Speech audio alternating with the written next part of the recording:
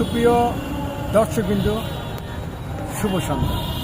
আজকে আমাদের সান্ধ্যকালীন বিজ্ঞান বিষয়ক আলোচনা অনুষ্ঠানে আলোচক হিসেবে উপস্থিত আছেন মিস্টার রুহুল আমিন।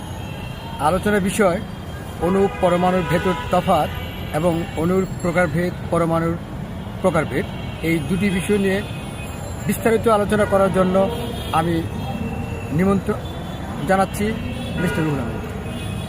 ধন্যবাদ কাজী নাহিদ হাসান ভিকি আজকের এই বিজ্ঞান বিষয়ে টপিকসে আমাকে অংশগ্রহণ করার সুযোগ দানের জন্য। বিষয়টি হয়েছে অণু এবং পরমাণু। তার আগে আমাকে একটু যেতে হবে মৌলিক পদার্থ এবং যৌগিক পদার্থ। অর্থাৎ পৃথিবীতে 105টি মৌলিক পদার্থের অস্তিত্ব পাওয়া গিয়েছে।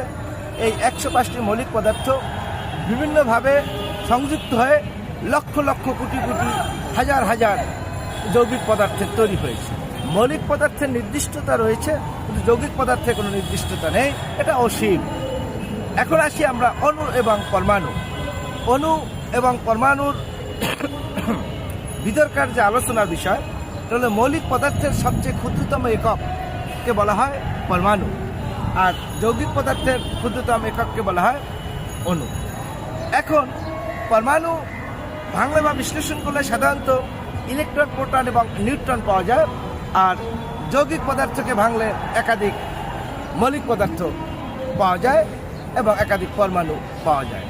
যেমন তুলনা করি, অক্সিজেনের ও হলো একটি পরমাণু, আর যখন O2 মানে অক্সিজেন, সেটা হলো অক্সিজেনের একটি অণু। আর এখানেই যে একটি পরমাণুর সাথে আরেকটি পরমাণু যুক্ত হওয়ার যে পাওয়ার, এটাকে যোজনী বলা হয়। অর্থাৎ যেমন আমরা পানিকে যদি বিশ্লেষণ করি, পানিতে 2 পরমাণু হাইড্রোজেন এবং 1 পরমাণু অক্সিজেন পাওয়া যায়। এ নিয়ে তৈরি হয় H2O পানি।